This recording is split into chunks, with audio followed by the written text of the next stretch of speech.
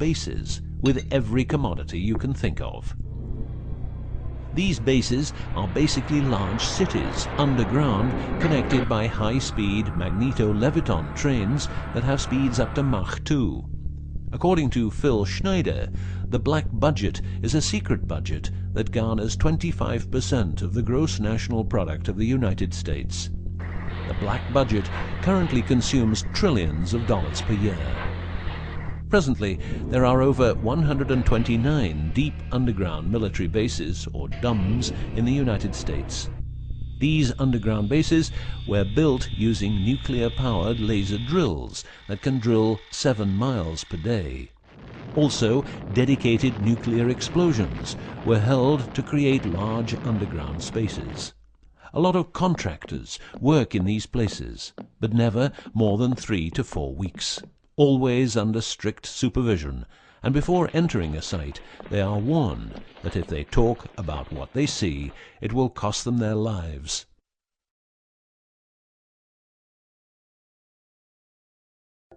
As mentioned, men are the result of a genetic modification by space aliens. These aliens have been on Earth for a long time and lived in large underground cities all over the world.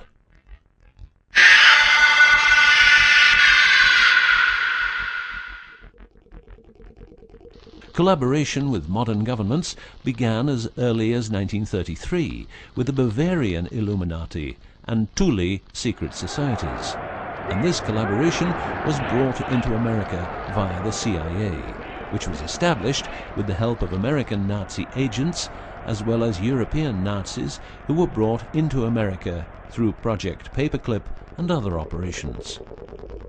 It was agreed that the aliens and the upper-class secret government would help each other, as agreed in the 1954 Greada Treaty.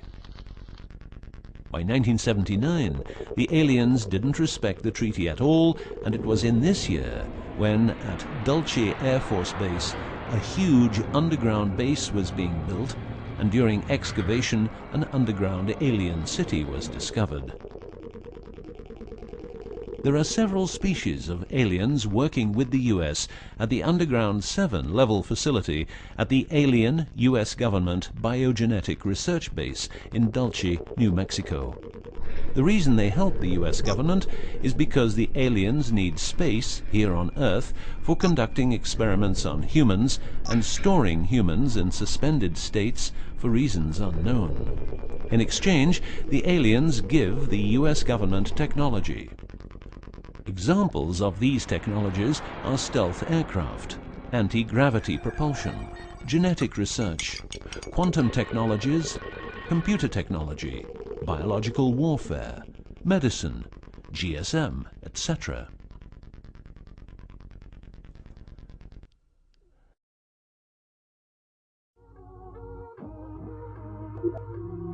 The greatest weapon the devil has is the disbelief people have in him. The devil represents evil, and those who want to dominate are the evil ones because they keep their knowledge from saving lives and improving the world. Instead, the evil ones will make the people more docile and stupid, using more tricks in order to achieve their goal, which is world and universal domination.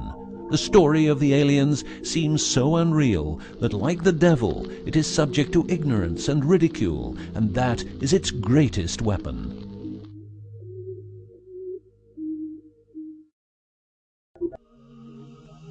In the past and present, the evil ones have tried a number of methods and products to manipulate people.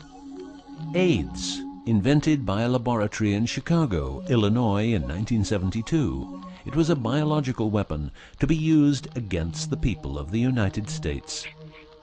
Second, the U.S. government has a Tesla device to generate earthquakes. NASA only landed on the moon once. Almost 90% of drugs trafficking is organized by the biggest secret services in the world, like CIA, NSA, MI5, MI6, and so on. Since the US is in Afghanistan, poppy production has reached an all-time high, and never has there been so much heroin on the market. People who don't need drugs needn't worry. Their needs are covered by the pharmaceutical industry. The global warming story is a hoax. The Earth is warming up, but not as a result of CO2 produced by man, but because the cycle of the Earth is just like it is. Remember that 10,000 years ago, the whole northern part of the world was covered in ice. It's what we call an ice age.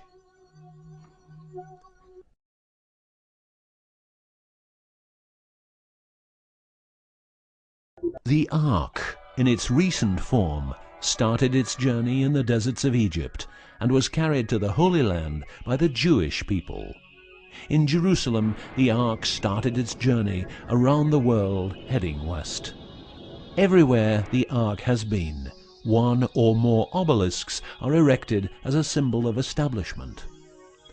In the future, the Ark will travel to China, Russia, Iran, until it reaches Jerusalem again, which means the whole world will be under the influence of Lucifer's eye.